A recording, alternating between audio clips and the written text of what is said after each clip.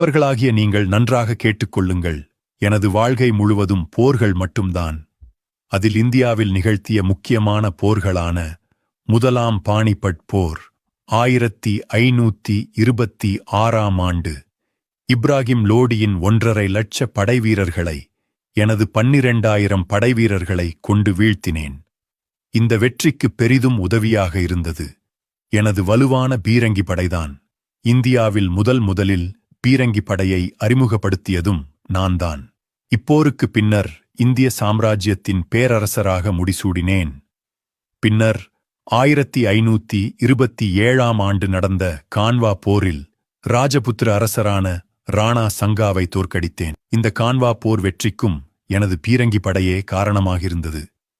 பின்னர் 1528ஆம் ஆண்டு நடந்த சந்தேரி போரில் அரசர் மேதினிராய் என்பவரை வீழ்த்தி வெற்றிவாகை சூடினேன். அதனைத் தொடர்ந்து 1529ஆம் ஆண்டு நடந்த காக்ரா போரில் இப்ராகிம் லோடியின் சகோதரனான முகமது லோடி மற்றும் அவரது மருமகனான சுல்தான் நஸ்ரத் ஷாவையும் தோற்கடித்து இப்போரில் வெற்றி கண்டேன்.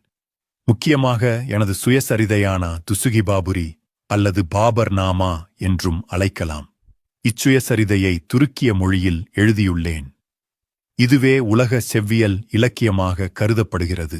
பின்பு எனது மகனான ஹீமாயூனுக்கு உடல் நலம் சாரியில்லாததால் அவை பெரியவர்கள் கடவுளிடம் ஏதேனும் பிரார்த்தனை வைத்துக் கொள்ளுங்கள், விலைமதிப்பு மிக்க பொருளை காணிக்கையாகத் தருகிறேன் என்று பிரார்த்தனை வைத்துக் கொள்ளுங்கள் என்று கூறினார்கள். என்னை பொறுத்த அளவு விலைமதிப்பு மிக்க பொருள் என்றால் அது என்னுடைய உயிர் மட்டும்தான். அதனால் என் உயிரையே என் மகனுக்காக தருகிறேன் என்று கூறினேன். அதேபோல் எனது மகனுடைய உடலும் சரி ஆகத் தொடங்கியது. எனது உயிரும் தொய்வடையத் தொடங்கியது. பின்பு எனது காலம் 1530 அன்றோடு முடிந்தது. அதன்பின் என்னுடைய மகனான ஹீமாயூனுடைய ஆட்சி தொடங்கியது.